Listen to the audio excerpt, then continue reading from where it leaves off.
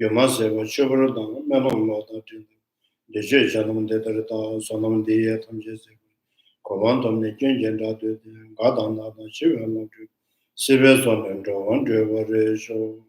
To the teacher, the blessed one, the foe destroyer, the completely perfected, fully awakened being, perfect in knowledge and good conduct, Sugata, knower of the world, supreme guide of beings to be tamed, teacher of gods and humans, to you, the completely, fully awakened one, the blessed one, glorious conqueror, the subduer from the Shakya clan, I prostrate, make offerings, and go for refuge.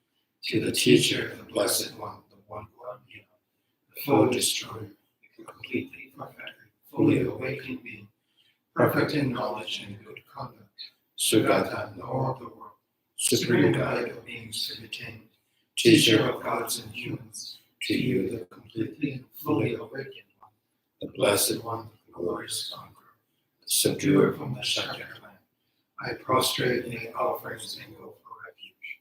To the teacher, the blessed one, the one gone beyond, the foe destroyer, the completely perfected, fully awakened being, perfect in knowledge and good conduct, Sugata, the owner of the world, supreme guide of beings to be tamed, teacher of gods and humans, to you, the completely and fully awakened one, the blessed one, the glorious conqueror, the subduer from the Shakya clan, I prostrate, make offerings, and go for refuge.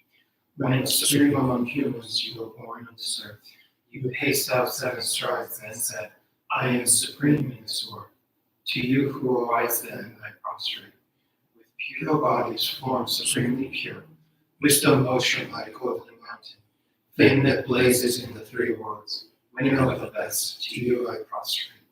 With the supreme signs, face like spotless moon, color like gold, to you I prostrate. You are immaculate, the 3 worlds are not. Incomparably wise one, to you I prostrate.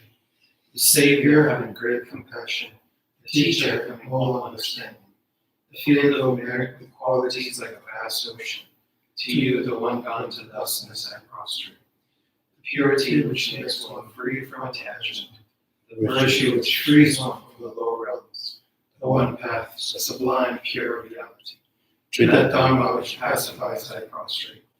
Those who are liberated and also show the path to liberation, the holy field qualified with realizations, who are devoted to the moral precepts, to you the sublime community intending not commit any non-virtuous actions, perform only perfect virtuous actions, subdue your mind thoroughly. This is the teaching of the Buddha. A star, mirage, a flame of light, an illusion, a drop of dew or bubble, a dream, a flash of lightning, a cloud. See conditioned things as such. Through these merits, we essential beings attain and wrangle all seen, subdue the foe of foes, and be delivered from the motion of suffering, of aging, sickness, and death. Sanjay Soji Shono, Chanjo Pado, Dani Jabu, Dagin Soji, Sonam, Rola Pinji, Sanjay Sanjay Shono, Soji Shono, Chanjo Pado, Dani Jabu, Dagin Soji, Sonam, Rola Pinji, Sanjay Sanjay Shono, Soji Shono, Chanjo Pado, Dani Jabu, Dagin Soji, Sonam, Rola Pinji, Sanjay I go for refuge in telling to the Buddha, the Dharma, and the Sangha. Through the merit I created by practicing giving and little perfections, may I quickly attain the state of Buddha for the benefit of all sentient beings. I go for refuge in telling to the Buddha, the Dharma, and the Sangha. Through the merit I created by practicing giving and little perfections, may I quickly attain the state of Buddha for the benefit of all sentient beings. I go for refuge until I am enlightened to the Buddha, the Dharma, and the Sangha. Through the merit I created by practicing giving and the other perfections, may I quickly obtain the state of Buddha for the benefit of all sentient beings. Kamjejim Malacha, Zelon Deda Sanjejim Den, the Shinsha Bandajum, Rivana Shazon Dema, Devarisha, Jitin, Lana Meba, Lada Men, Jetum, Sanjejim Den, the Shinsha Bandena, Sonanda, Vedum, Gavazawana, Chimisim. Severa do Yama Sonam Yeteranam Yishi, Beja Sankanam Yeti, Senam Yama. Juya Remba to Matona Midemba Meva, Tevemba, Sheraba Siji Mideva, Tona Zeva Meva, Simja Tamja Tamba, Chanju Samanam Yeva, Pabekanzana, Yangan, Yeva, Jepado Meva, Boba Sanja Mijeva, Sonamba, Yanima, Kujata, Chomija, Kuzumba Meva, the Bata, Suta, Sumeva, Domena number two, Pomba, number two, come on the Medina, Yanzo don't want the number to Silver to Chu, give a Yozo. Deva the Majumba, the tradition, the Sanjim, the Shell there, Yangana development of Yada, when you tell them, the Simja Tamjan, the Dania Sanjim, then the Yokushi, the Yada. Tambition, the Toma give up, other give up, the Centers, Yozo Chama Yada, then there were two Shava, when you want to get on the Kebanam Sosa and the river Chava, Jimlendi, Leverson, the children, one Leverton. Nebrajum and Zobe Chanju and Rovajo, Midumba, Mijum to Bata, Tamba Yuva, Tawachimberg in the Lebrashuba, Rivashuba, Tawashuba, Tabrashuba, Tamaja, Charge of Rezuva, Sona Jibeji, Shin, Yang of Jimenez of Jugokuno and Jimenez of Juvachimo, Kangia, Don, Digital Women of the Social Food, Sanjeta, Charles.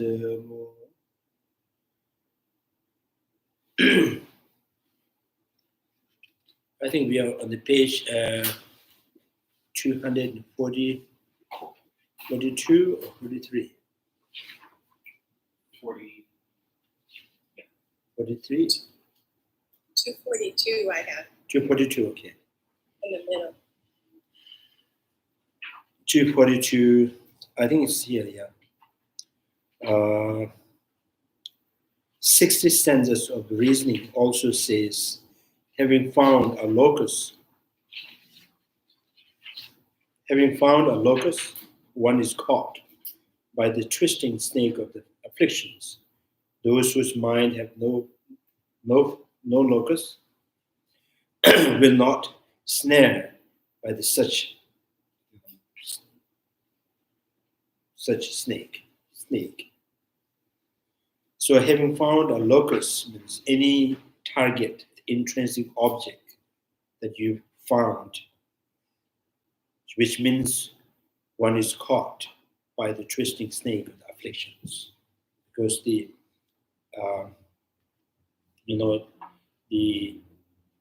anything that you just find the intrinsic nature in any object, so you cannot avoid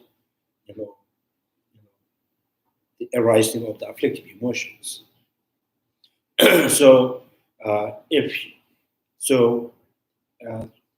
With the realization emptiness, the emptying every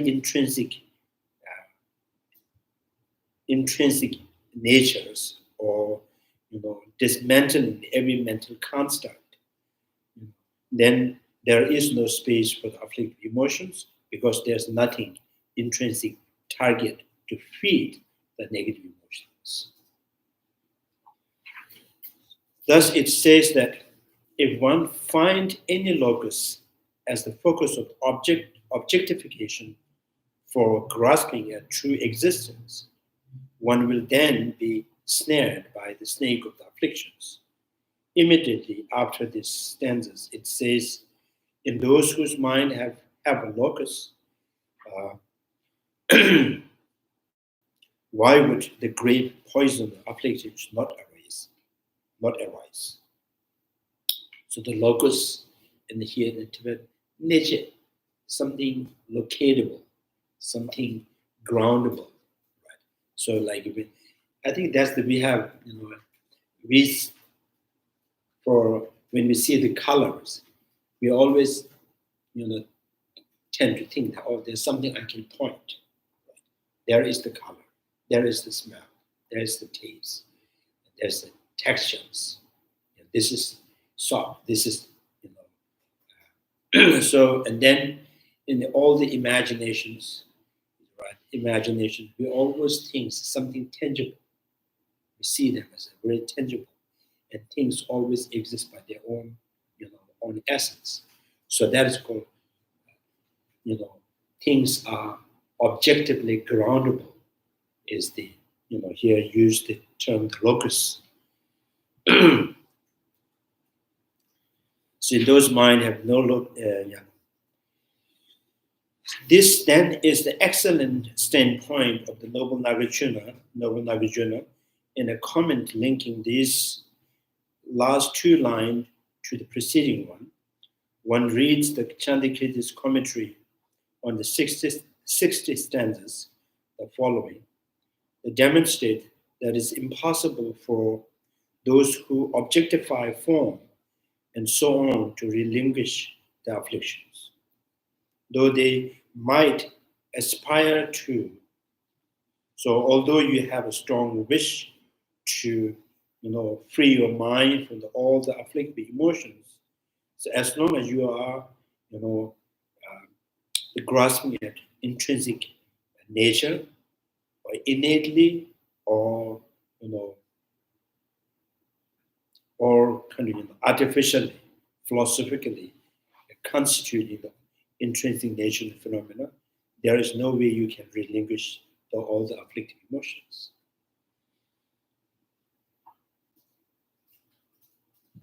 So this is why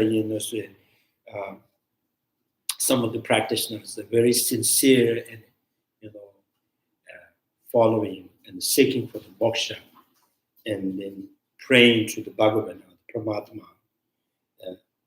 At the same time, and they have in their mind that Paramatma, that the Bhagavan is intrinsic, yourself is intrinsic, and the virtue, non-virtue, all intrinsically exist. And how much you put effort, life after life, so you cannot get rid of all the afflictive emotions. It's not because of the Bhagavan has less compassion, not because of you have put less effort. So just because you are not knowing the reality, so that anytime there's intrinsic nature in each phenomena that continuously feeds your afflictive emotions. So Nagarjuna stated the following, and in the subsequent comment too, it says, now if one objectifies things as a real entity,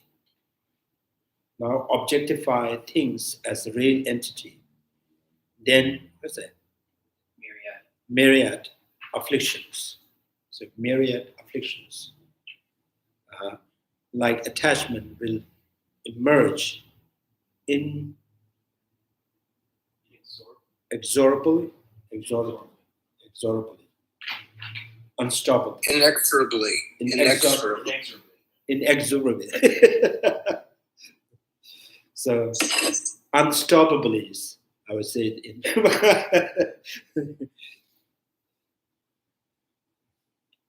So, why? Because in the event that something appeals to one's mind, it would be difficult to avert attachment towards it. In the events one's mind to find the unappealing, however, it would then be difficult to avert the aversion or hostility towards it. So it's saying that the intrinsic, objectify, when you, any entity that is objectified, and that is essentially, it feeds the afflictive emotions. And particularly the Prasanga school, the very mind that is objectifying things is the afflictive emotion, afflictions, right? Because this is the root of all the afflictive emotions.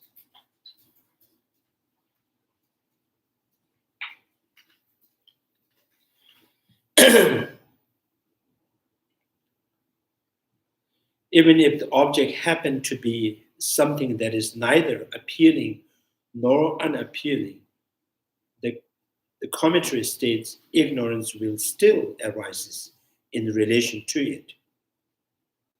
So therefore, while the apprehension of the things as existing by way of their own characteristic remain present within within in the mind, one's mind, it is maintained that either attachment or aversion will arise. And even if these two are absent, instance of the delusion will continue to arise. I think the Rice theory always says the grasping of phenomena itself is the afflictions.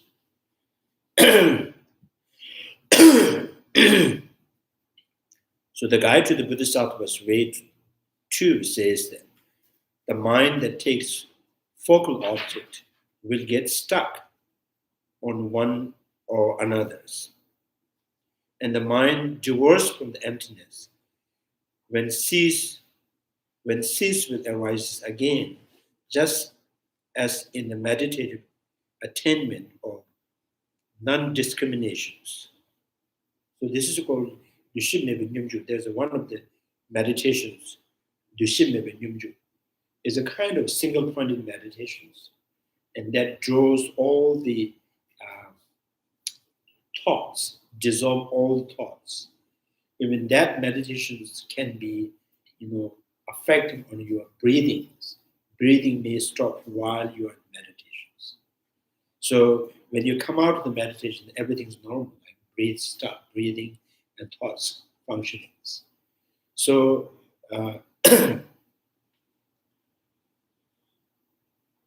so this is like, so this meditation is not going to, not going to end the breathing.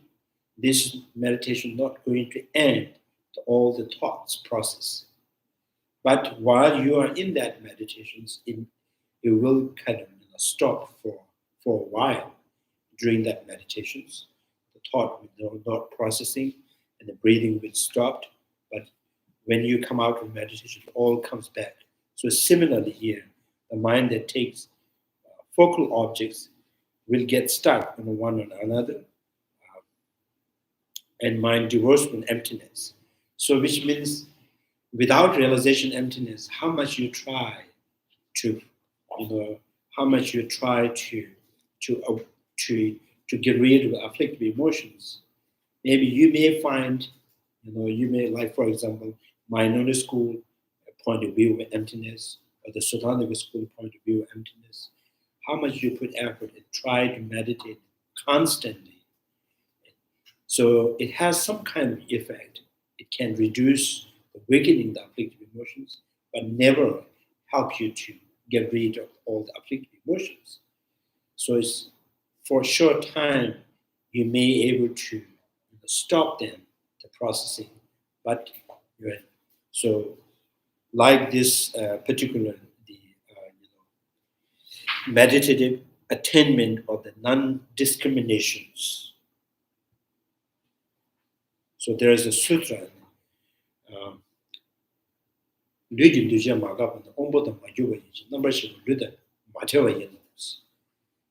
So in this particular in the sutra it says, describing of this meditation,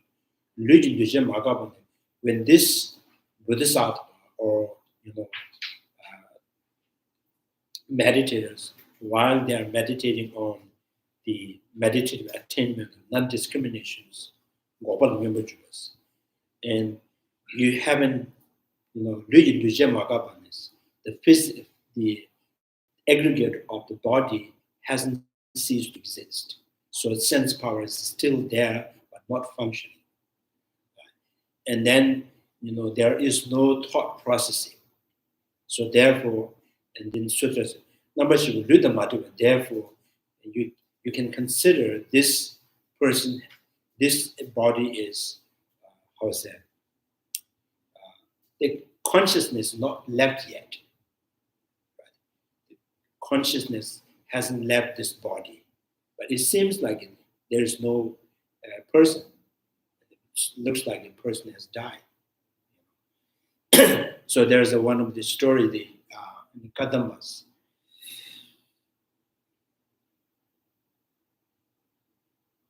Geshe Gombawa. Yeah, Geshe Gombawa. So he's, he's very, he's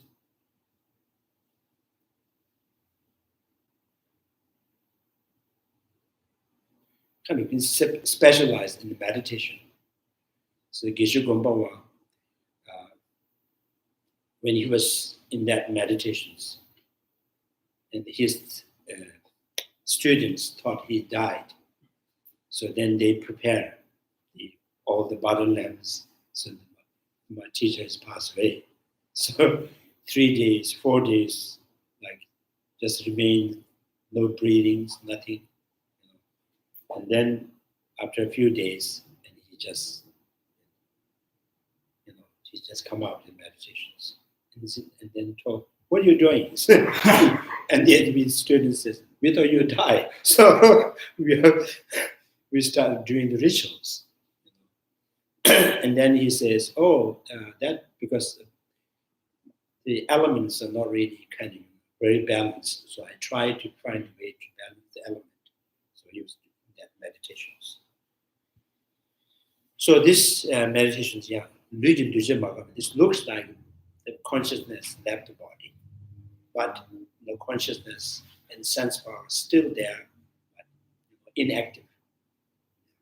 But this kind of meditation still has functions. Yeah. So this is meditations. The meditations. Sometimes this meditation, if associated with realization emptiness, then it has so much power to overcome the afflictive emotions. Without realization emptiness, still people can find a way to meditate on this meditative attainment of non-discrimination. Non-discriminating state of meditations. So non-discriminating state of meditation means discrimination awareness, like, oh, this is good, this is bad, this is my friend, like these are the discriminations thoughts. So totally, stopping all the discrimination awareness, which means conceptualization is also ended at the time. So ceasing labeling, essentially? It's kind of the thought process all stopped. Okay. So when the thought process stopped and there's no actively discriminating, this is mine, this is yours, and this is good, bad. So which means thought has all stopped for a while. So when the thought and the breathing all stop for a while, does not mean it has relinquished, it has ended the thought process. So So this is saying that without realization emptiness, without negating the intrinsic nature of the phenomena, and how much you meditate and try to avoid the afflictive emotions, this all comes back. When you stop meditating, it all comes back.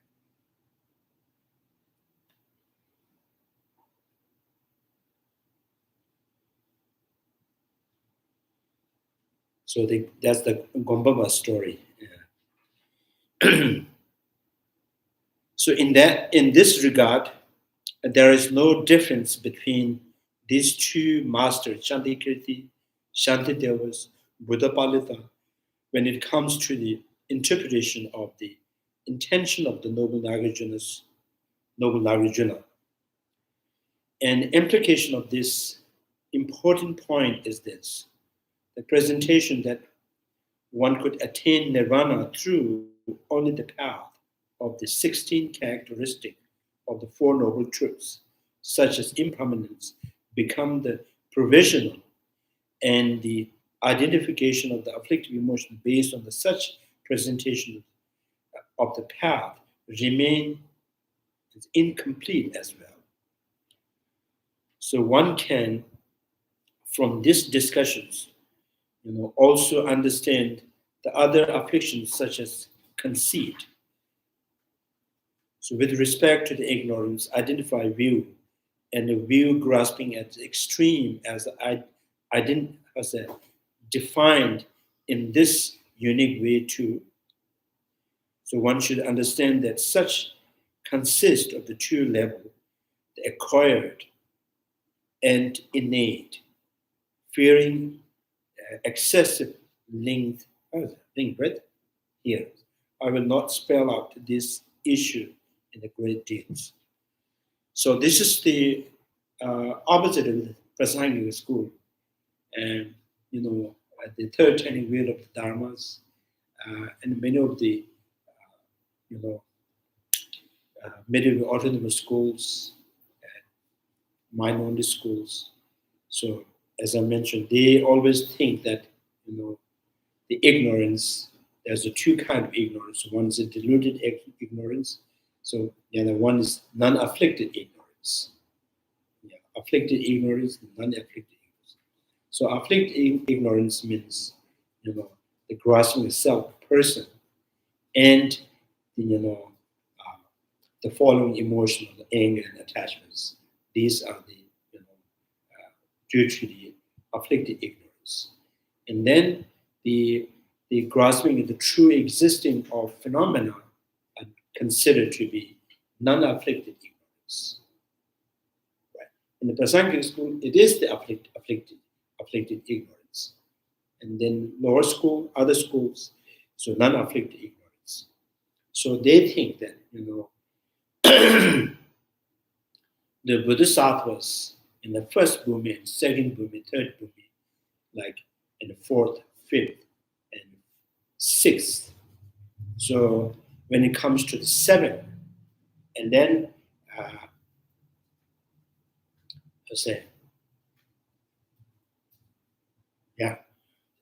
so the Prasangic school, when the seventh bhumi of the Bodhisattva has already eliminated all the afflictive emotions. The others, other than the Prasangic school, says no, afflictive emotions remains until 10 bhumi. So then this is the first bhumi to the 10 bhumi. There's a 10 level, and then the afflictive emotions divided into 10. 10.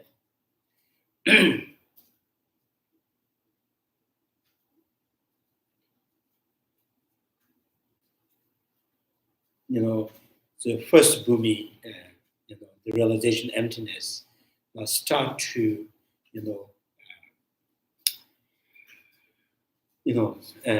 applying antidote for the obscuration of the knowledge.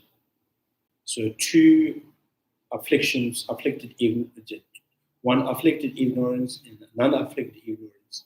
Non-afflicted ignorance is known as the obscuration to knowledge, and afflicted ignorance is obscuration to the liberations.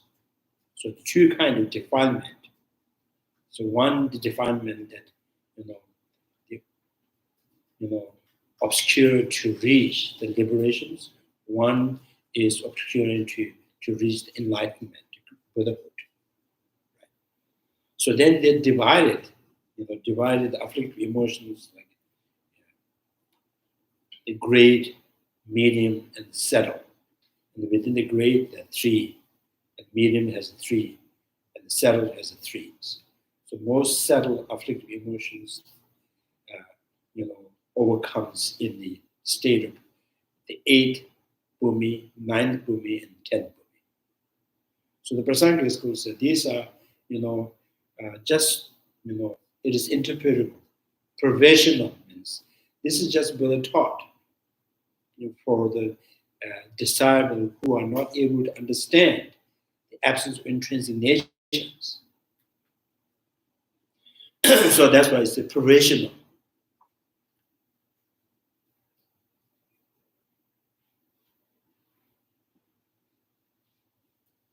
So this is Prasangic school is, and Buddha's teaching is like Buddha's teaching is like is not depending upon the audience. Is doctors is giving the medicines depending upon patients. Patient has headache, he gives the medicine for the headache. Stomach means stomach. So in this way, the Buddha, like a professor, would teach for the kindergarten alphabet and high school, the grammar, something like that. So in this way, this particular teachings is talking about, ignorance divided into afflicted and non-afflicted, is for those disciples who has not really revealed the absence of intrinsic, settled emptiness.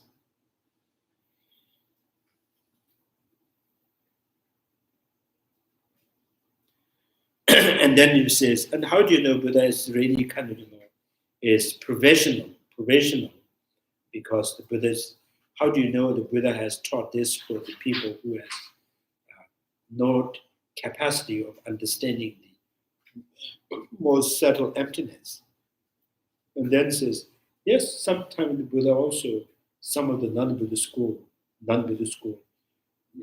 they follow the non-Buddhist school philosophical point of views for a long, long time.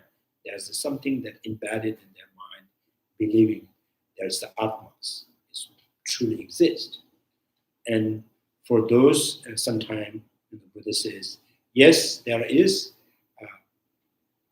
the self, a person, and his aggregates, like, so the burden and the carrier of the burden, right? So the self person is the carrier of the burden, who carries the burden. The aggregates are like burden. So then this really suits those disciples who continuously following the believing in the Atma. So they think, oh, he was telling very correctly, because the Atma is independent from the body. So Atma is the one carry this body and live here and find another body. So Buddha, this out of Buddha teachings is out of compassion. It's not because of he want to, want everybody to know what he knows.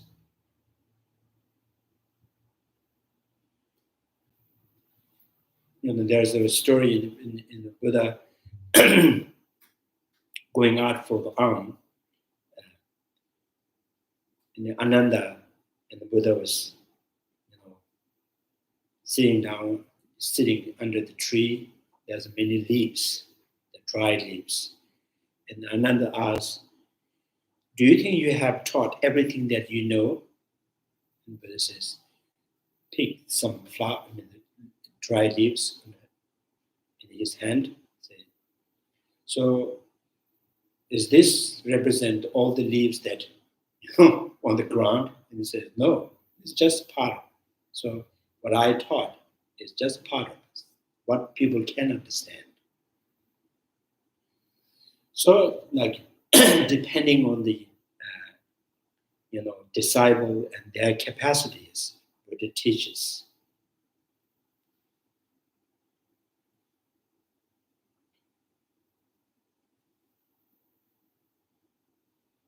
And also, I also told that story. There's one of our Geshe Dawala in the Tibetan library. He was teaching. So one of the Tibetan men from the medical student, and so he comes every day for the studying the philosophical point of views, and he was confused. He says, why do Buddha just teach one point of view? Why he taught Vaishika school, Siddhantika school, Minority school? Then Geshe-la says, Tibetan medical school, why do they give one medicine? Why do you make too many medicines? So you can give one medicine to everybody all the time. So it's probably you don't need doctors. So this is like,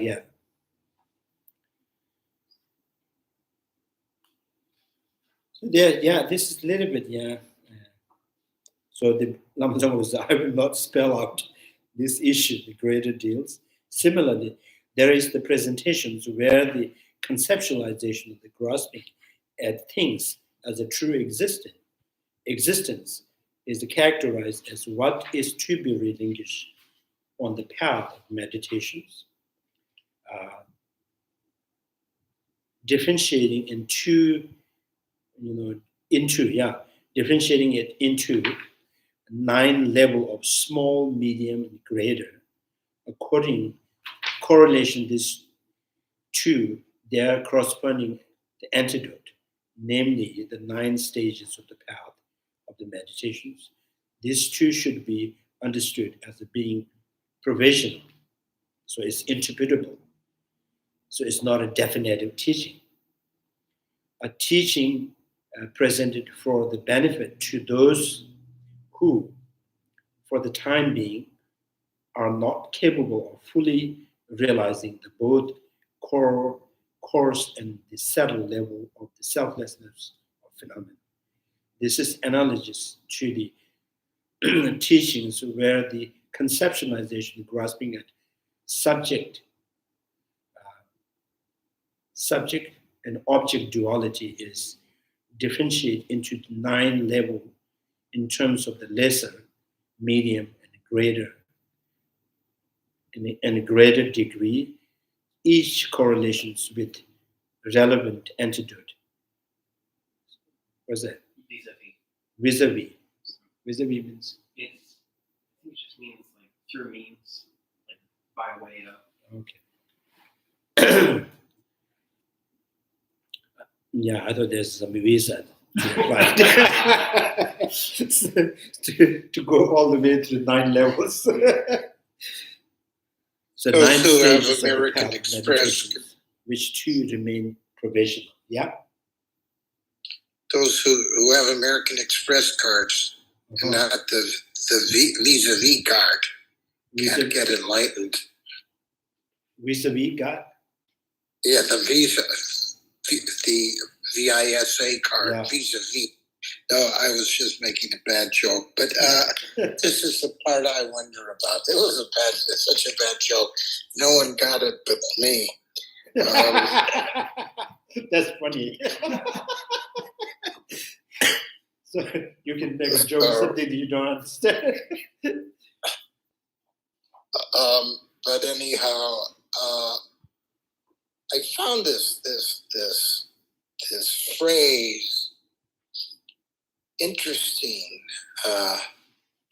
Coarse, something like coarse and subtle levels. Those who can't discern between coarse and subtle levels of phenomena or of self. So, I mean, in the coarse level, we have an obvious target, but I guess in the subtle level, the target is not so obvious, but it's less obvious, but I don't really understand so well what the difference would be between coarse and subtle levels.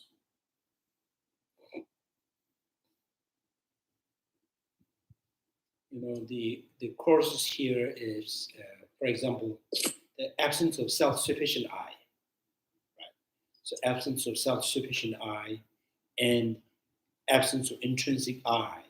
The absence of intrinsic I is much, much subtler than the absence of self-sufficient I.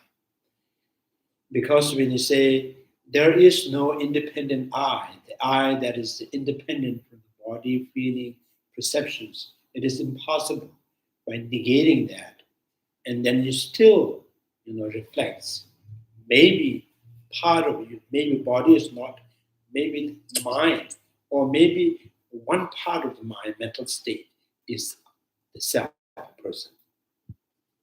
Because the way you negate, you are negating independent I. You haven't negated I is never really exists, within the aggregates or outside of the aggregates. As it, you just partially negate. So saying I or the self person is not outside of the aggregates. So, it's naturally people says if the self or person does not exist outside of the aggregates, which implying maybe inside. Maybe one of the aggregates is the self. Maybe, there's something, the illustration of the I within the aggregates. So that's why I say some of the Babashika school said the collections, the 5 aggregates join, that the collection is the self. Some says this is the self. And minority school says, oh, that self, the person that is comes continuously coming from the past life to this life to going to the future life, is one particular mental state, not the eye consciousness, not the ear consciousness, not even the mental consciousness, one particular consciousness, that the very mind is coming from the past and going towards the future. So then there's the mind basis of all, which carries, contains all the seed of the karma in there. And itself, the mental state that itself is inactive. Right? So the minority school just, create that kind of, there's a state of mind, a mental state that's called eight consciousness. Then, and medieval autonomous school says there is no such mental state that is, different from your, different is the mental state, but not the mental consciousness. So the minority school, medieval school thinks this is very absurd. You're just projecting, you're just superimposing that kind of state of mind, which can be illustration of the I. And so when the medieval autonomous schools, when they assert, then what is that I? What is the person that really exists within the aggregates? And this is, continuity of the mental state is the illustration of I. So which means because they have partial and negate, they're saying the self of person is independent, is impossible.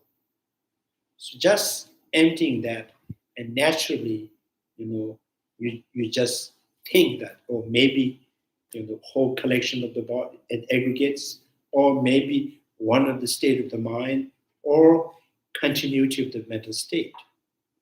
So mind stream is this the illustration of I. Then the Prasangika school says, self, a person is, mental construct. There is any mental construct, and it's not really possible to ground it or objectify within the basis. And like saying, the directions, like nations, the countries, and mala, a garden, a forest. So this, entity is simply fabricated and constructed by the mind. So whatever they conceptually constructed, projected, is never objectified within the basis. So the minority, Prasangika school says that. So this is why, the way they empty, is negation elements. Some are more subtle, some are more coarse.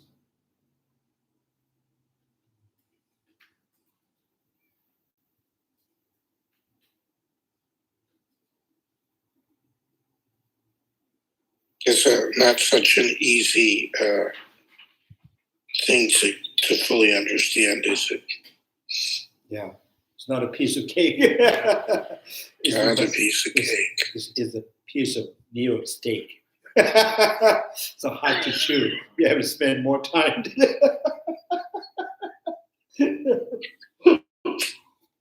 It's very, very chewy steak. Yeah, it's very chewy. Yeah. You may not be able to fully swallow it without choking. So I think that's the kind of, this is how the language, is, what do you call, comprehensively, right? Is how they really present the meaning.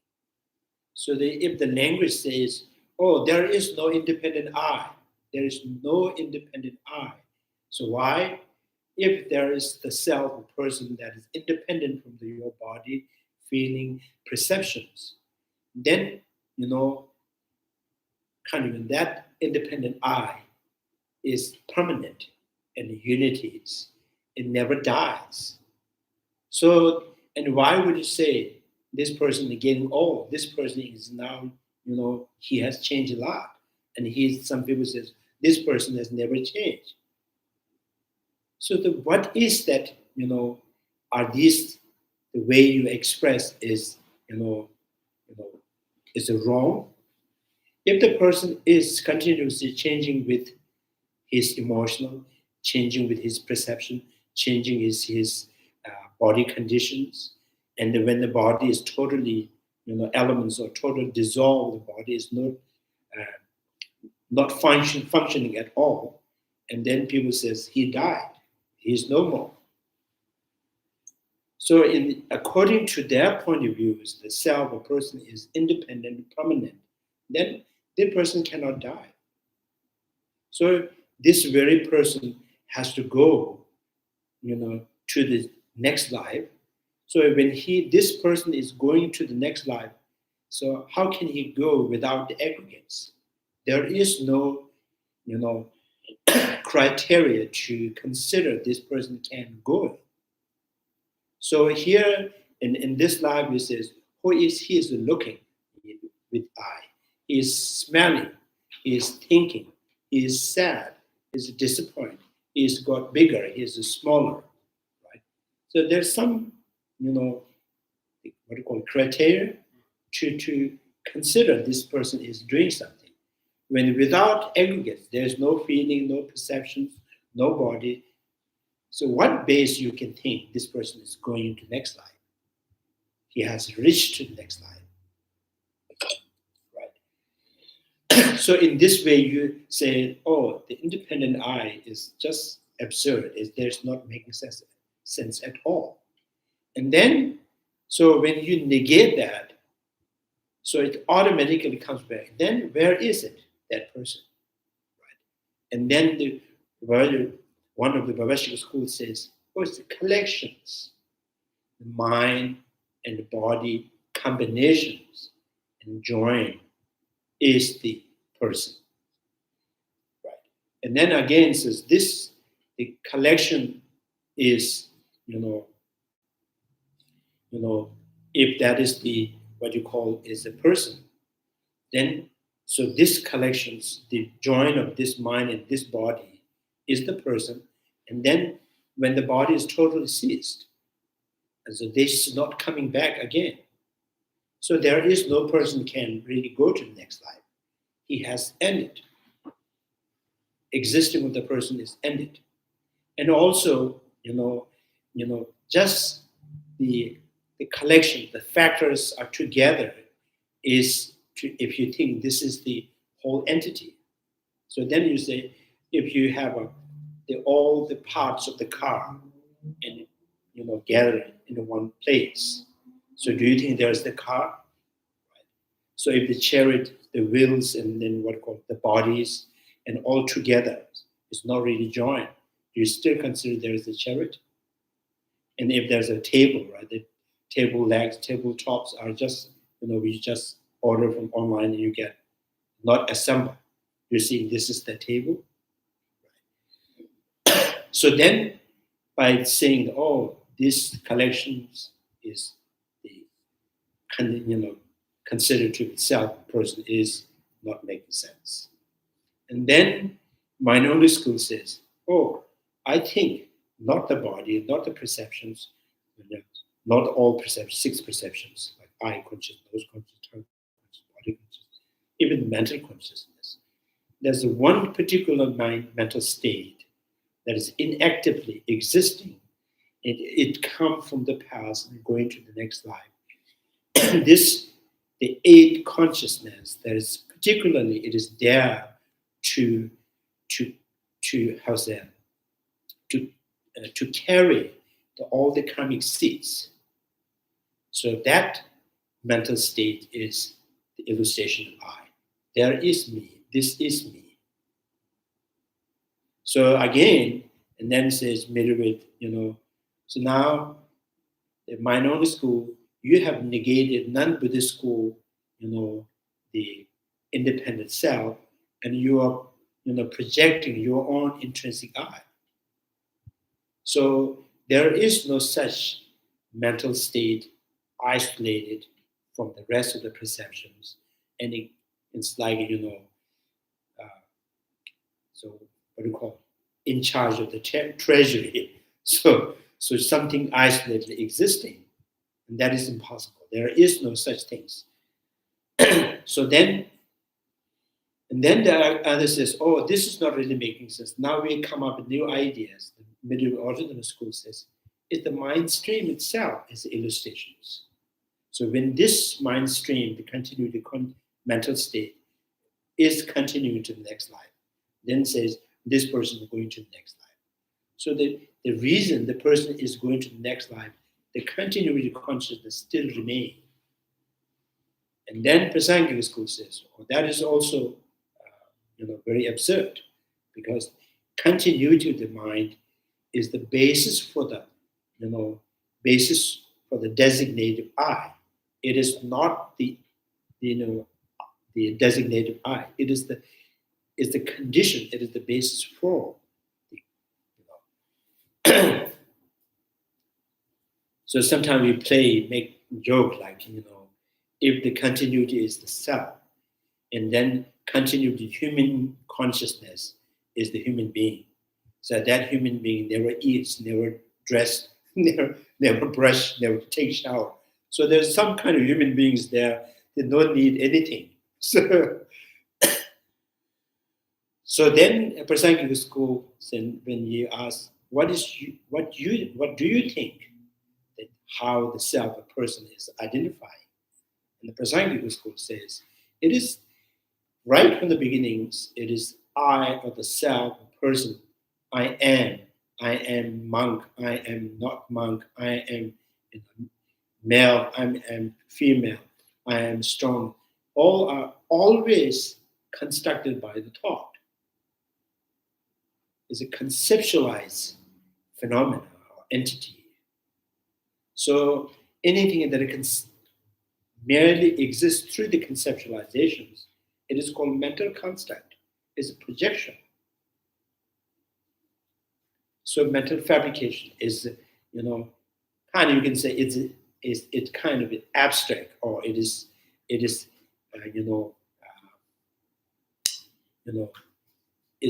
conceptually identified in a single unit.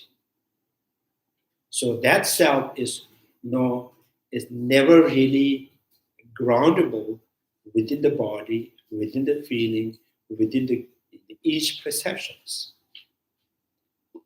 So whenever there is the basis, there is the identity that is designated by the thought. Right? So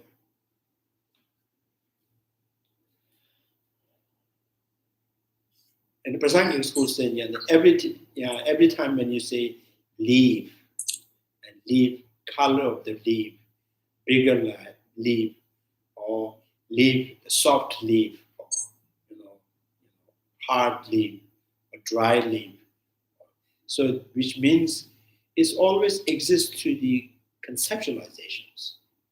It's not really objectively exists by its own essence. And then color, sound, smell, taste, textures, is through conceptualization it exists.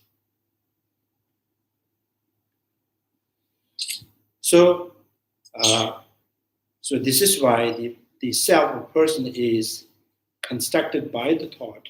It is the designated phenomena, designated by the thought, but depending upon, and depending on sometime in the body, depending on sometime in the feeling, sometime in the mental formation, sometime the perceptions.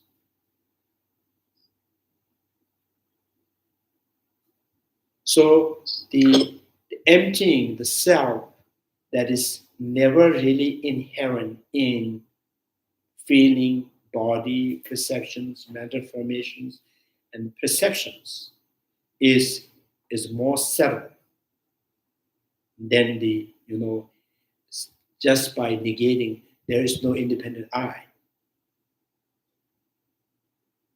it's no way it exists within aggregates. It is impossible to be found to be existing by itself and independent from the aggregates is impossible.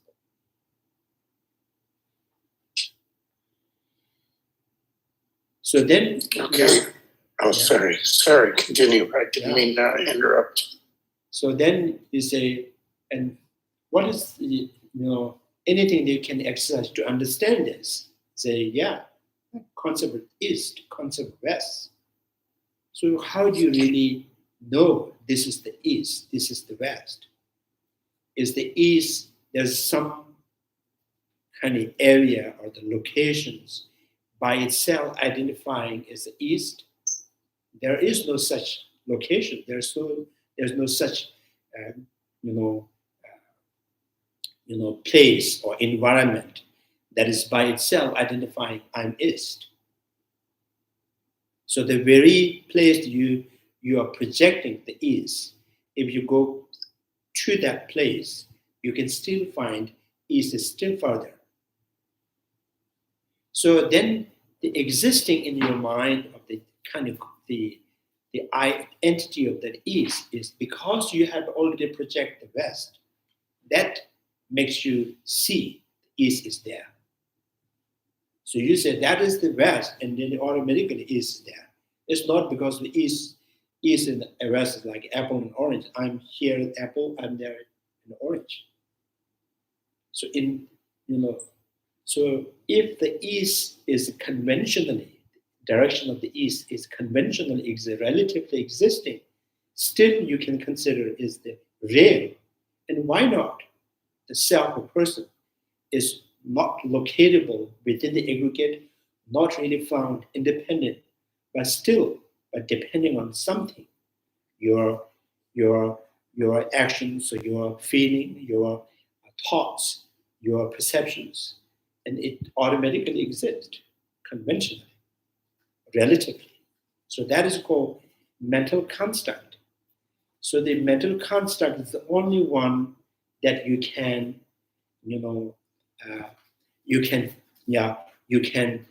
possess the existing of self or person.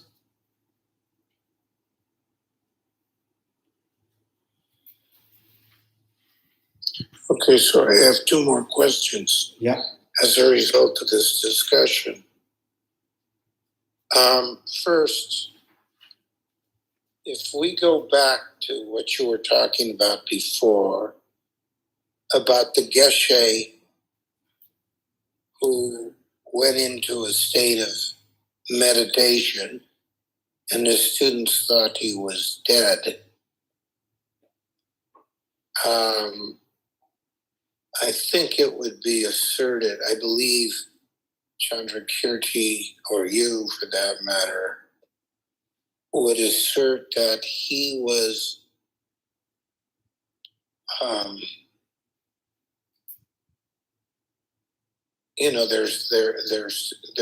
there are these two things. The gross statement or idea of self is you believe something inherently exists. And the other one, you empty the aggregates completely. So you don't have this association even with, you could say, the inner constituents.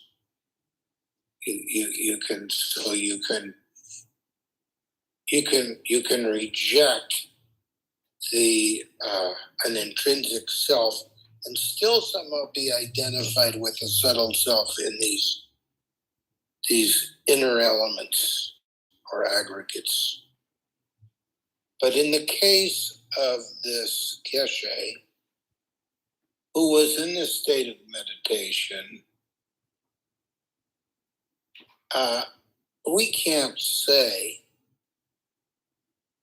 based on that story, I don't think we can say that he was holding on to an intrinsically existing self.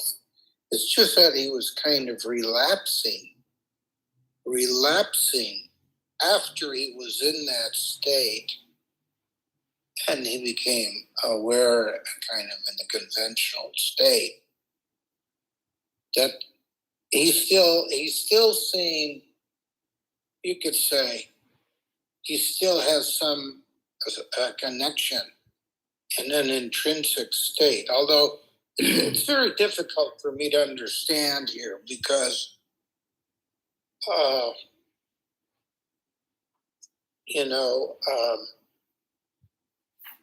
we have these I don't even know how to say it. Maybe I The two truths. Yeah, I come to The two truths, the subtle, two truths. We have both how things truly exist and how they conventionally exist. And when we come out of a state of meditation, we still relate to things as conventionally existing. And there's not really any, for most of us, any clarity when we see things as conventionally existing, that they're still lacking intrinsic existence. Yeah. Right? There's no continuity, normally no continuity of awareness. So we could say that for us normally, even though we sat down and meditated, come back to that conventional self, I think it's maybe difficult to claim that we haven't relapsed just like that Geshe. I think first, I should say that, bringing that example of non-discriminating state of the meditations is to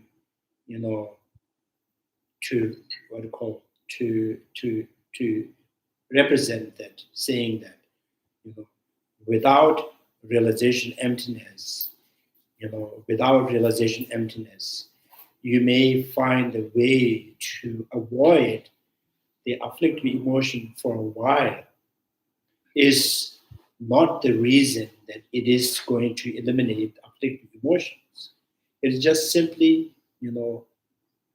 making the afflictive emotion inactive is not going to, eliminating, overcoming afflictions. And then set the example. This non-discriminating state of the meditation is going to, while you are in that meditations, it may stop for a while, the breathing and all the thoughts. But it is this meditation is not going to end the thought processing and not going to end the breathings. So I think you should know that this is why we bring this example.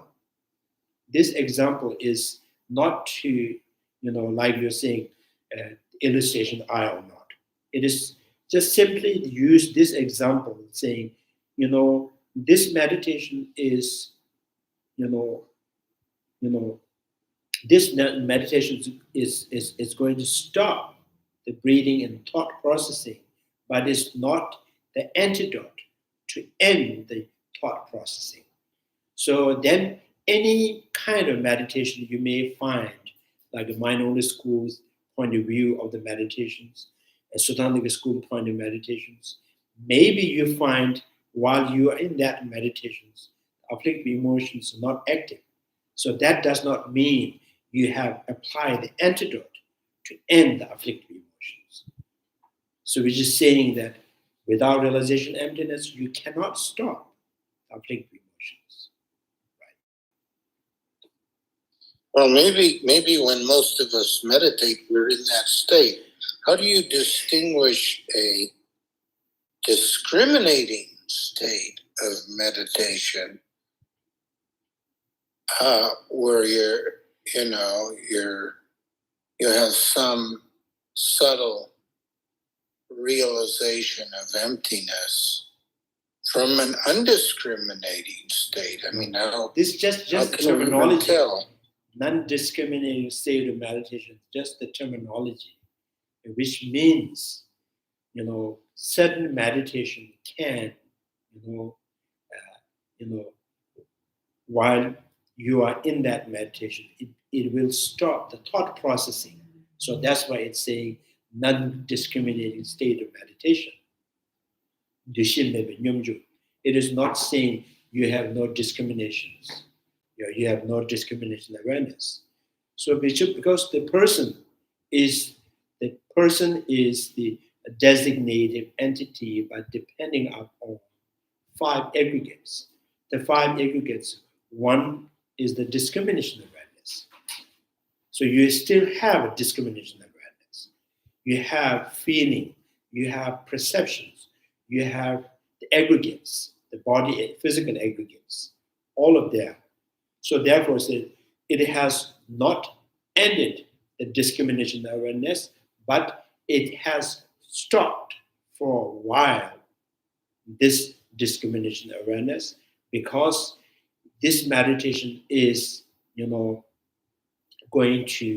this meditation is going to stop thought processing. So stopping thought processing is the reason saying this may stop the discrimination awareness. So discrimination awareness is one of the particular the thought processing. So thought processing, there are many, Well, we have a sudden instant enlightenment, which very few achieve. Maybe you can count them on 2 hands, maybe, I don't know. And then we have the gradual, most people gradually, when they're in meditation, at least the idea is they're not grasping quite as much. They're a little more spacious. They're gradually learning to let go of grasping. Right? Is that a fair characterization? The sudden approaches, you're instantly free of concepts, and you're in that state, a non-conceptual state. And the gradual state of realization, you're gradually letting go of identification with self and phenomena. Is that correct? Yeah. So my question here, I think I have only 2 points. This whole, the 1 page I read, this all kind of pointing to two points here. One saying that, with realization emptiness, the mind only school. So mind only school, the understanding of emptiness, why not it can eliminate all the afflictive emotions. And then the reason is that, when you are meditating single-pointedly in the mind's only school emptiness, so it is going to inactive all the afflictive emotions. So don't you see, this is the reason it is, antidote for all the afflictive emotions? And then the answer for that is no, right? Meditating on the mind only school emptiness may have potential to inactive the afflictive emotions, but it is not the reason it has, it is the antidote for the afflictive emotions. Like this, non-discriminating state of meditations, it is not the antidote of the breath, it is not antidote of the thought processing, but it's simply, while in that meditation, it will stop the breathing, it will stop the thought processing, but it's not the antidote of the thought processing. So mindfulness school in emptiness, you meditate on that, you cannot get rid of all the afflictive emotions. Yeah? So which indicating that, without Prasankhya school's emptiness, there is no antidote for eliminating conflict emotions.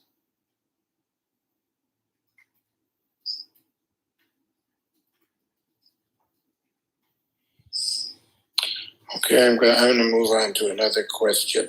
And then the second point is, what is the gross level of the emptiness? What is the settled level emptiness? Right? The gross level emptiness is emptiness of self-sufficient I, emptiness of independent I. So, and settled level emptiness is emptiness of intrinsic I. That is more settled.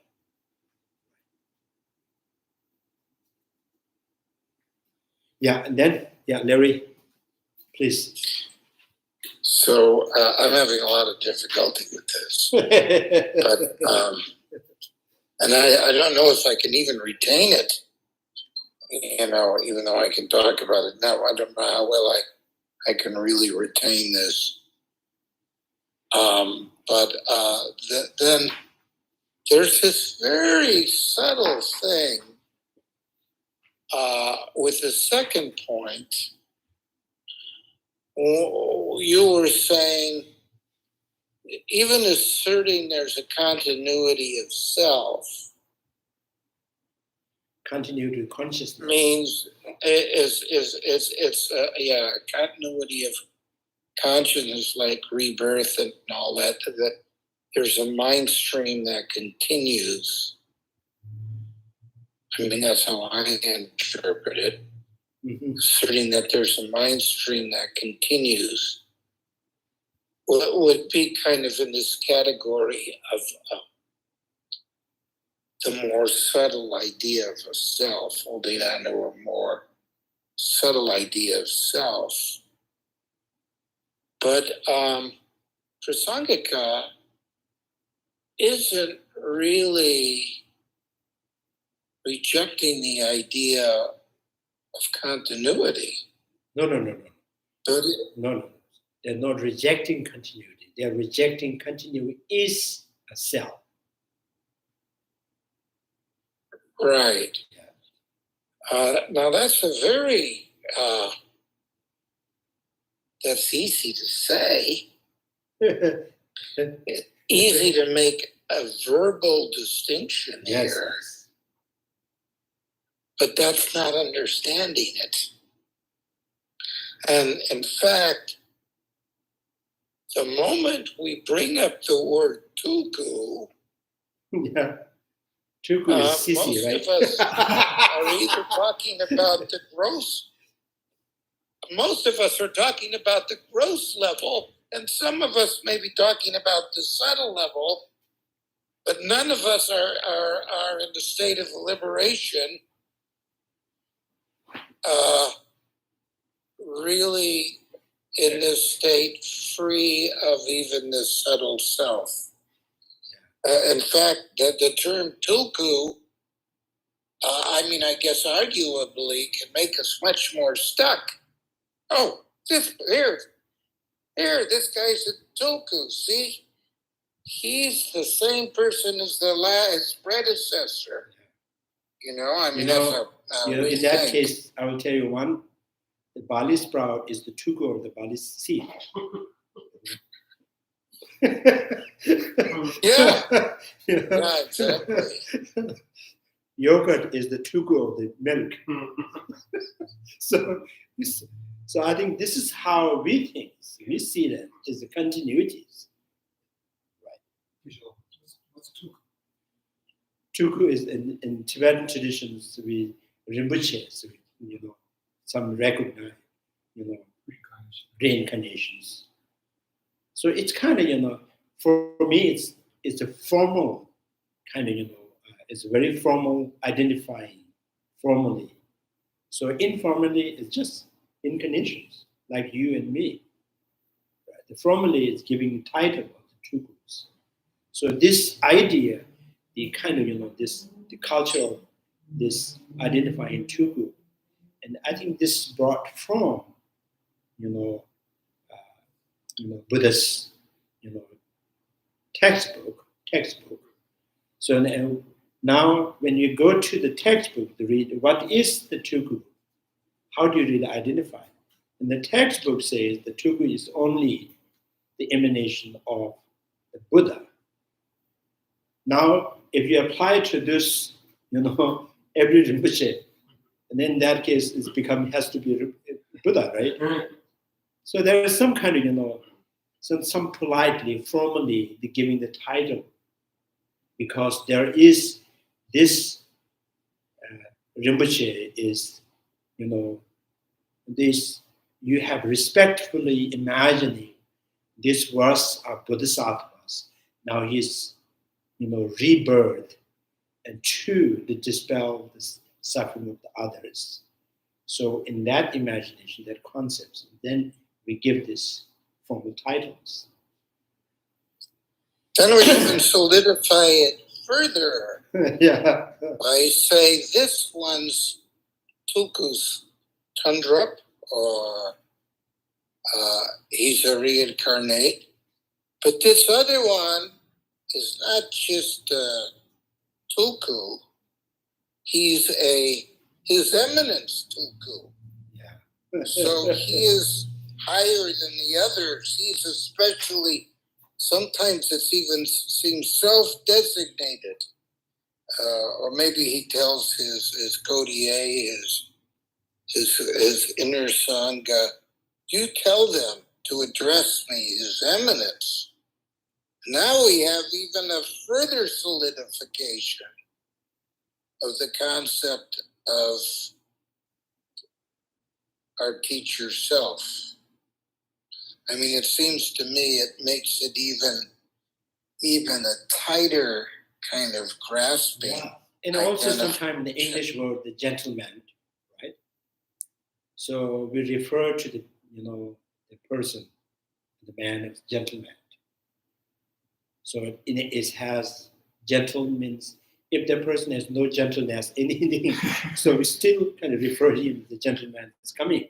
So when he dressed up, when he come in short pant, and then so maybe he's sir. He's not a gentleman. When you wear the suit and you're dressed up, the gentleman is coming. So just kind of is a formal, how you really kind of interact, how you kind of show the respect, gentleman. So there's some, sometimes it's just a formal, respect. Sometimes it's true. That man is a very gentleman, right? And some in the reincarnations also Rinpoche is like that. Some are really, they're kind of Bodhisattvas. Some are really Buddha, but we have no ideas how to really, make a distinctions. But we just say, all true respect. Yeah, So this would seem to make... In a conventional language, you cannot dig it. There's nothing to dig in. I mean, when they say in Guru Yoga to unite your mind with the Lama, and you're using the term His Eminence, that almost makes the Lama less approachable, it seems to me. You're actually almost, there's a sense of creating more distance between oneself and an enlightened being. And it would seem it would make it even more difficult to unite your mind. That's my view, or I'm talking about myself, of course, here. Yeah, this is kind of, this is all about, how you really, what is the beneficial to you.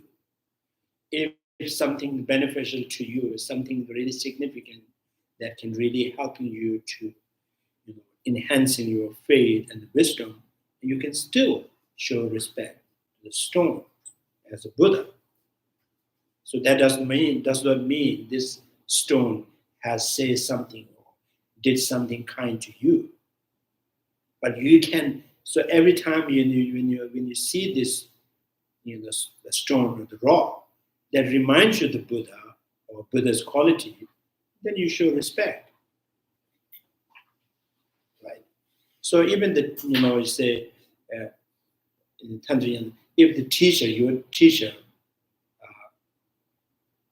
by listening to his teachings, there's so much benefit to you. In the real time, in the real life, he is very cruel and he is very, behaving very bad. So you say, I'm in showing respect because I have such benefit from his teaching. Therefore, I should respect. Not because his personality is something unique and something, fascinating to you. So why not you can respect the stone? Why not you can respect the bad person? Like your computer, the computer, iPhone, so you should respect, right? So especially when it's new, so you have so much respect. So it's not mean that computer did some kind to you, has some kindness to you towards you. So I think your beneficial is, is the center point to measure something is valuable or not valuable. So if you're ignoring what is benefiting to you and just simply want to, what is the special in that per things? So even you made Buddha, you don't see much significant, things in the Buddha. You're just standing there and very looks good. So yeah, that's there's one of the attendant of the Buddha. There's a we call as a Gyalong Bhikshu was there. He's very, very, very, what do you call it? Very untamed, very wild mind. But still, he's the, some relatives, the Buddha. And he served the Buddha, and he says, I have served him for several years, 10 years or something. I did not see any good quality in him. That's what he says.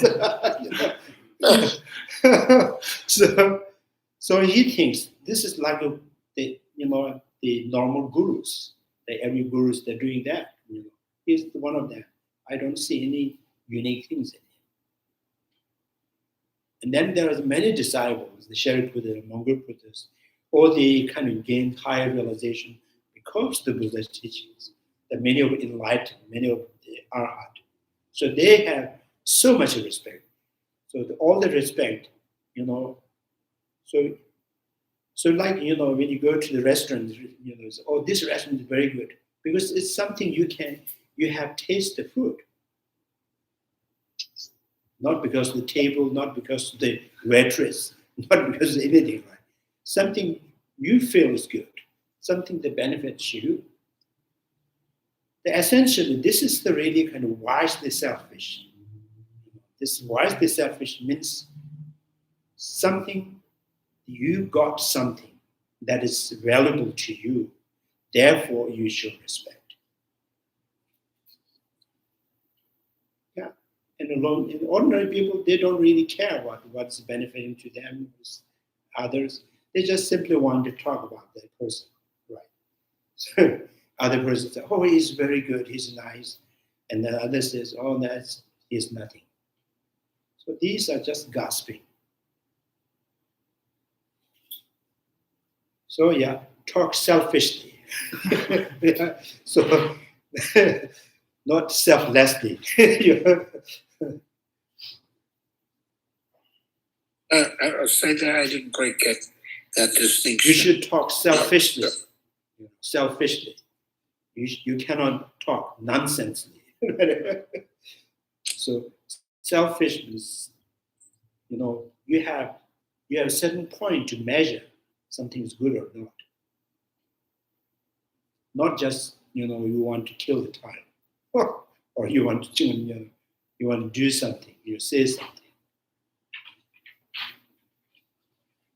So we always go to the temple. There's Buddhas, Shakyamuni, Tara, Avalokiteshvara, showing respect because you have faith in the Buddha, you have kind of, understanding the teaching of the Buddha, and that really kind of, from that kind of, it from that reason or from that point of view, you are paying respect to those the image that made out of clay, or stone, or wood. Right? You cannot say this Buddha is not good. It's just a clay, or this Buddha is just too fancy. It's gold. Right? So that's very nonsense talking.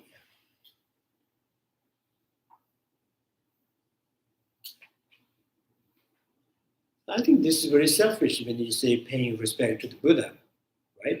And cats, and the birds, they just fly on the top of the Buddha, they poop.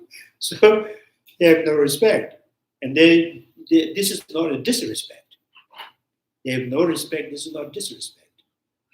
So we pay respect to the image of the Buddha because there's something in you that is telling you, so I should bow down towards that statue.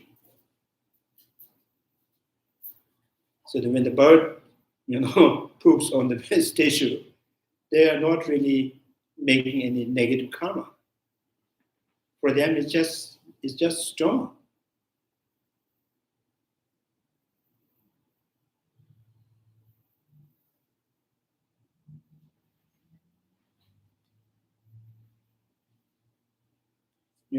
Kadamba Geshe, Domtamba. So one of the best, most, excellent disciple of Atisha. So then most of his, many years, I think like 12 years or 13 years, he's spent and served one of the teachers. So the teacher is,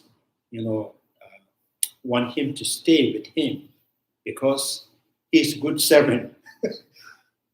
So the Domtamba, so he has so much respect to his teacher. The teacher always thinking about, I can make him work for me. So he go to the, fry the barley and go to make the samba and bring back, and he clean up the kitchens, cook for him. So the teacher find, he's very good. I cannot let him go. So teacher is not really giving him great knowledge, but the Domtamba has so much respect because Domtamba was he has to leave the home because his stepmother. So the teachers giving him a time to memorize the text, to purify the negativities. So Domtamba shows great respect.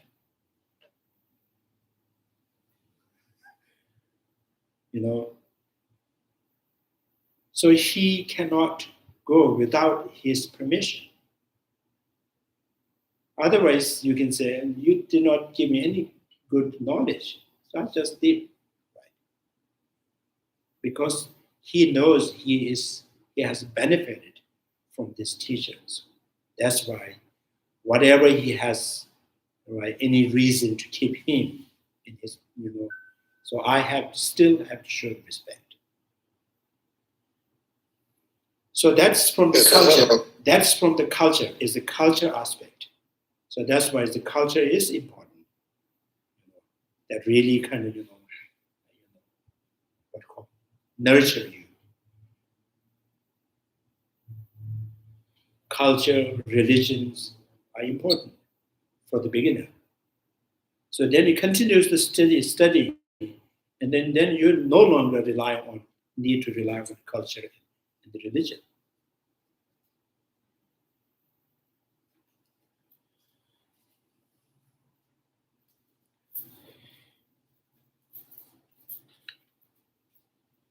So 2 point, the cross level emptiness, settle level emptiness, and then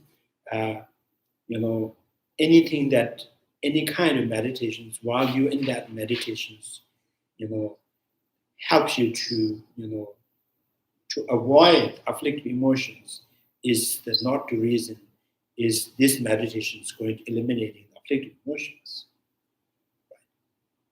This is like when you are how to say, you are so like when you're so attached to the physical form and you could not hear, that which means seeing this form shape is not the antidote of hearing. When you leave the seeing, and then you can hear it.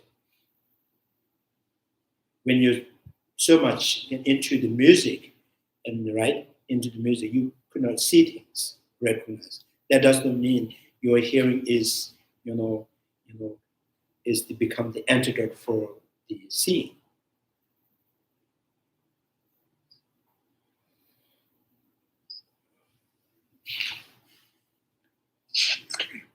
Yeah. Okay.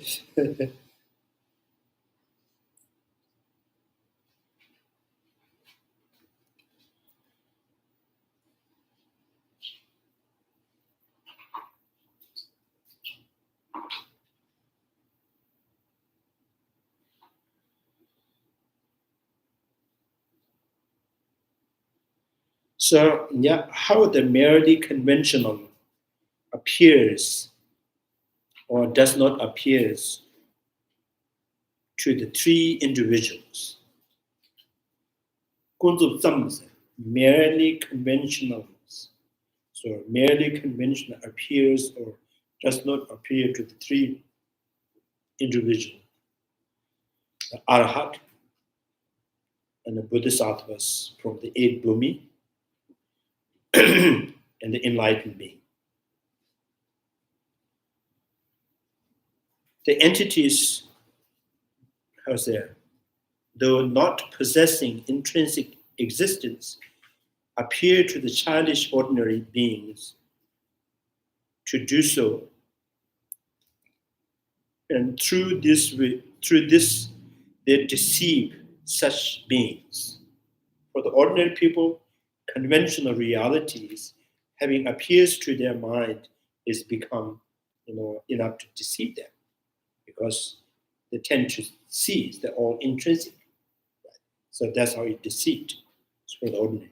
In the contrast, for the three class of the person referred to above, who are different from these ordinary childish beings, things remain as contrived entities that are dependently originated. So two Arhat, Hera Arhat, solitude Arhat, and Bodhisattvas, eight Bhumis. For them, there's the conventional reality that appears to their mind. There's something that, there's a basis to labeling. So it appears to them as, oh, this is good, this is bad, there's something. But they, because they have no misconceptions, there's no afflictive emotions to cling on them, having attached to aversion to it. There's no, because they have already eliminated all the misconceptions. But still, the intrinsic nature is that there's the appearing. Is that from the eight Bhumi one or above or so? No, the kind of in the last state of seventh Bhumi, and then 8, 9, 10. Yeah. The last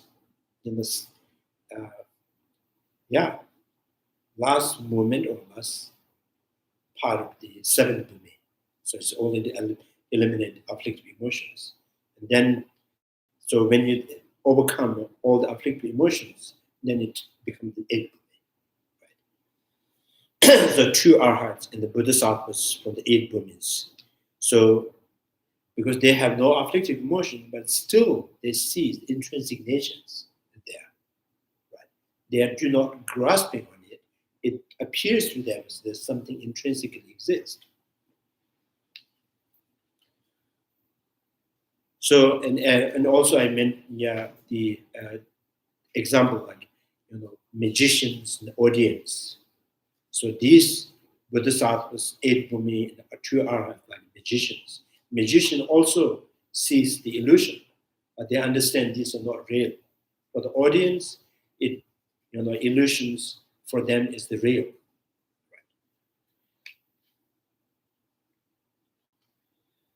So dependent originators, for them, they exist as a mere conventional entity, conventionalities not truly exist. And these merely conventional entities appears to the Aryas abiding in the stage of subsequent meditative equipoise stage, where one remains within the sphere of the perceptual, the experience tended by ignorance and its habitual propensities. So these 2 Arhat and the 8 Bhumi of the Bodhisattvas, above the 8 Bhumi of Bodhisattvas, when they see the conventional realities, there's some kind of intrinsic things, but they don't really grasp it, they don't conceive intrinsic realities. Right? So, and then this particular experience is also the subsequent, like when they are not single-pointed meditations, they see color, sound, smell, textures, and then all the concepts that. So each conventional reality appears to them still as some kind of, there's a, it looks like it acts like there is intrinsic. So this is called, in that, the perception is called tend by ignorance. So there's the habitual, out of habitual, it's kind of imprints from the ignorance that really appears in their mind.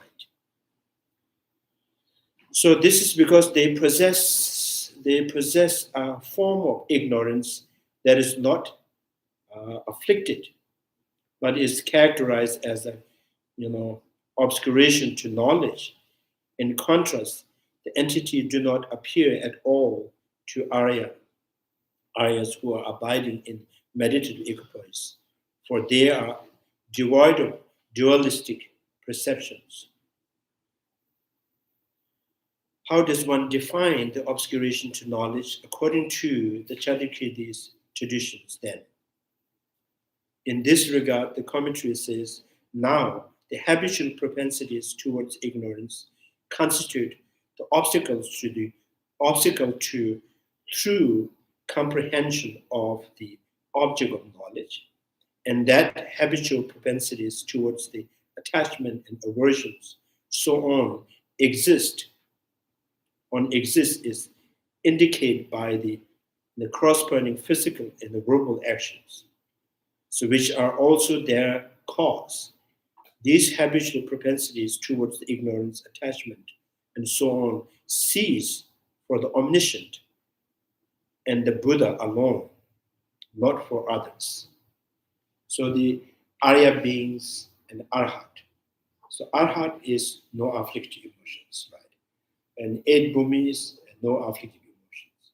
There are others, the noble beings, they have the afflictive emotions. They have the misconceptions, the innate misconceptions, right? So for those noble beings, when they see the conventional reality, there's some kind of conceptions of the intrinsic natures in there. So the 2 Arhat and the 8 Bhumis, yes, there's intrinsic appearance, but they don't really conceive them. So then what is the sign? Those Arhat, the Arhat has the propensity or kind of the imprints from the afflictive emotions.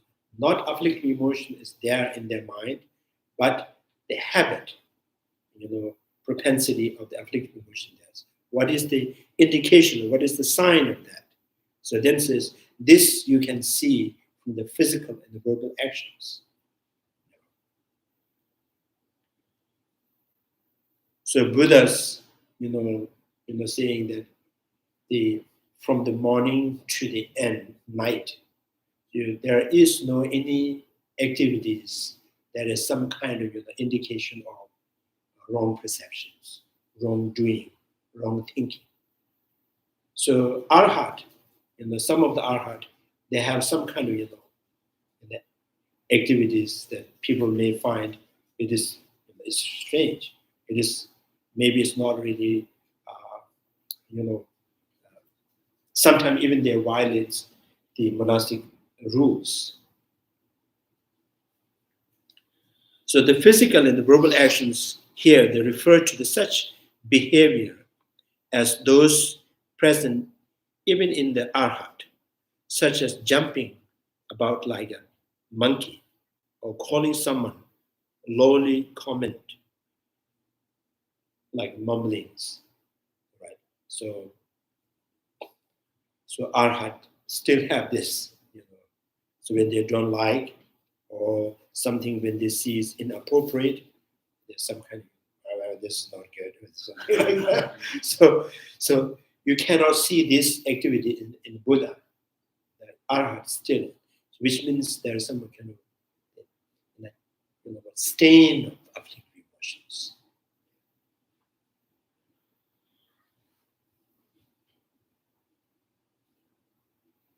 So there's this in the monastic Vinaya text. There's for the particular like Katayana when he became the arhat. So he had. I think Katayana was once a king in some place. So he came to the Buddha and and this stay in the receiving the teachings from the Buddha, and then he became arhat.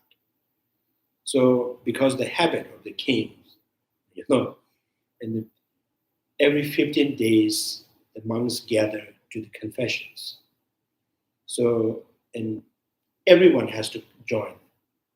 So he did not go. Several times he just reject. I'm not going because he says I have nothing to confess. I'm all free from afflictive emotions. But out of monastic rules, he has to join that. So there is some kind of violation of the monastic rules because he has nothing to confess, but he has to be there for other to confess. Senior monks has to join that confessions. So in this way, he has violated.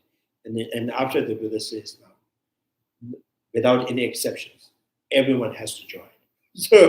So and there's during the Buddha, and there's one and the two little, very young age arhat. So they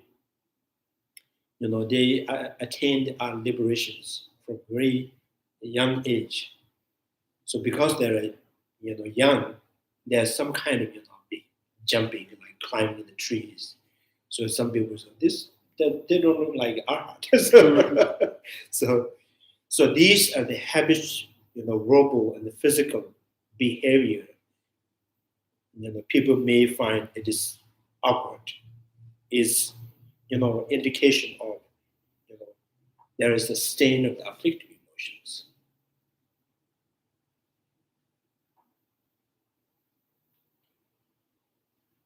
So I remember one time in Namgyal Monastery, we have a very senior monk. So he was already at the time 70 around old. So he's he is not he no need to go to the prayer morning sessions because he's senior monk. So they the new monks has to go serve the tea. So one day I serve the tea, and then he has a little thermos. Maybe I have poured the tea not full, and he said, "Is this from your home?" Which means why you're not pouring full. So you bring that from your house. So it's all kind of, he's not really attached to the tea, but so there's the habit of every time you pour the tea, it has to be, full. So if half is not really good.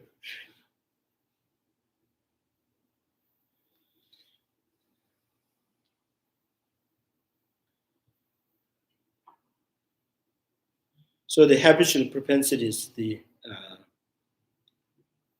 also indicates the habitual propensities towards the attachment and so on, obstacles to fully comprehending the object of knowledge as well. Thus, the habitual propensities of the afflictions are obscuration to knowledge, and include within this class of obscurations are all the facts of the deluded dualistic perceptions as well, which are the effect of those habitual propensities, of the two types of habitual propensities towards the afflictions. One in the form of seed of the afflictions, and the others not the form of seed. So it is the latter. So here the propensity means something is not the seed. Seed of the afflictive emotions is going to manifest. So the arhat, they do not have any seed of the afflictive emotions, but they have an habit from the afflictive emotions. So later that understood the constitute obscuration to knowledge as such with respect to the three classes of the person cited above, because all the seeds of the afflictions have ceased for them, the grasping of true existence no longer arises in them, in their mind. Nevertheless, since they remain tend by the habitual propensities towards the ignorance, cognitions, right? Cognitions deluded with respect to their appearing objects still arises in them. Since the Aryas who have yet to attain the Buddhahood have still not eliminated ignorance, belonging to the class of the obscuration to knowledge, the true state post-equipoise state, characterized by the dualistic conceptual thoughts and the meditative equipoise, devoid of the dualistic perceptions. Well, occur the intermittently, right? Intermittently. How do you pronounce this? Intermittently. In the contrast, given that the Buddha have thoroughly comprehend or directly realize the aspect of the both ultimate and conventional truth of all phenomena, for them all turning off conceptualization mind and mental factors have come to cease permanently. So the Buddha, now there is no concept.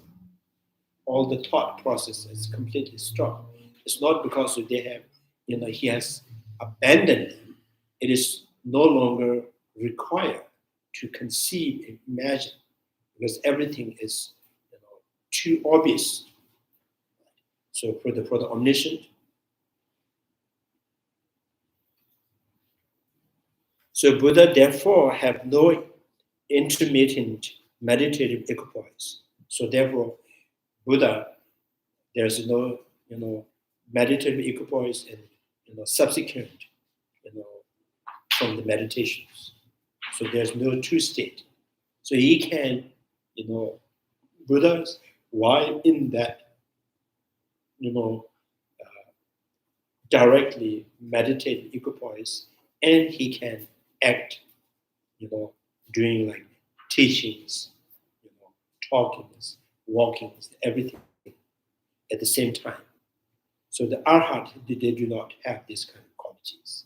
So while they're in totally single point meditations, and they are not able to talk and walk. So that's so Buddha is nyamje demars.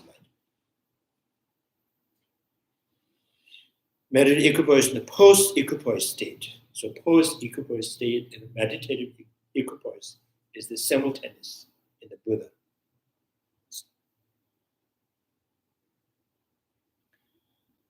And state involving the conceptual thought characterized by the dualistic perceptions. The term prominently indicates that seizing the dualistic perceptions for the other Aryas during their meditative equipoise is only intermittent. So while they are in that state of meditations, and then there's no post-meditations. When they are in the post-meditations, they are not in meditative equipoise.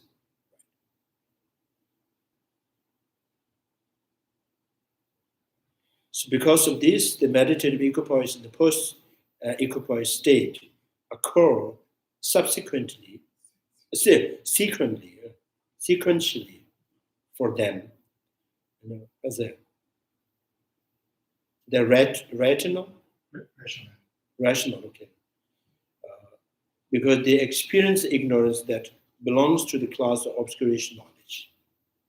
That's called, they haven't, 2 arhats and 8 bhumis, they haven't really eliminates the imprints, propensity of the afflictive emotions. That's why the 2 posts, meditative equipoise and post meditations, right? They're separate. For the Buddha is simultaneous.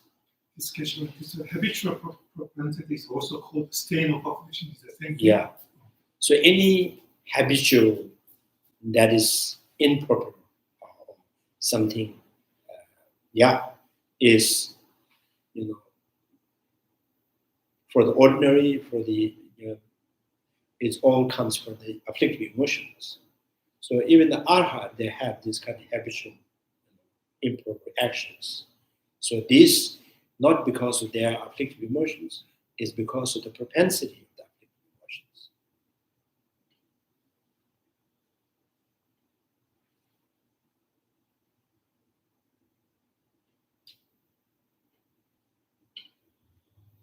Rational because of their experience.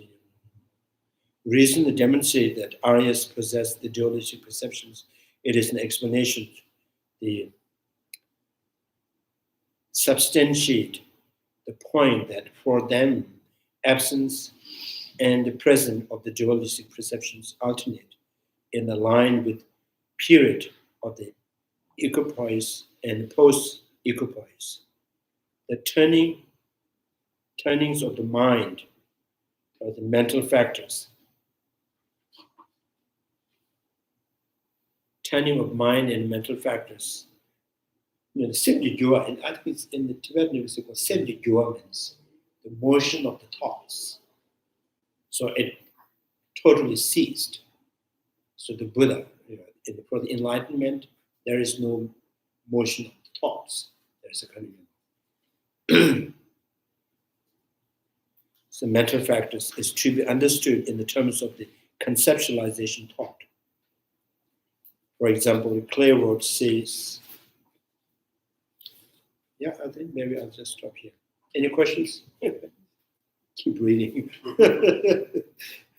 Almost like in the medicine puja.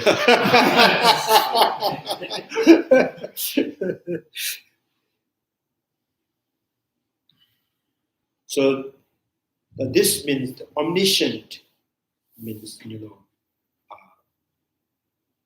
so Buddha, the omniscient is, we call number tanje temas. Omniscient is number tanje tema.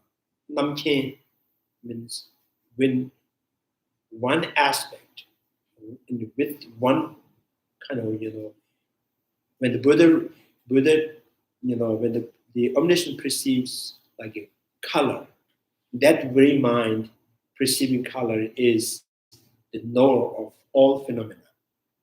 So within one aspect, it understands everything. That's called the omniscient. So this is only possible in the state of Buddha. So conventional and ultimate, both, understood, without any having a thought process.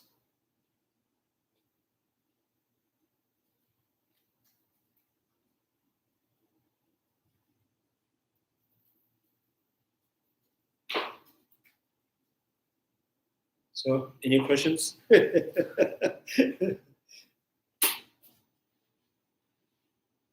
Okay then.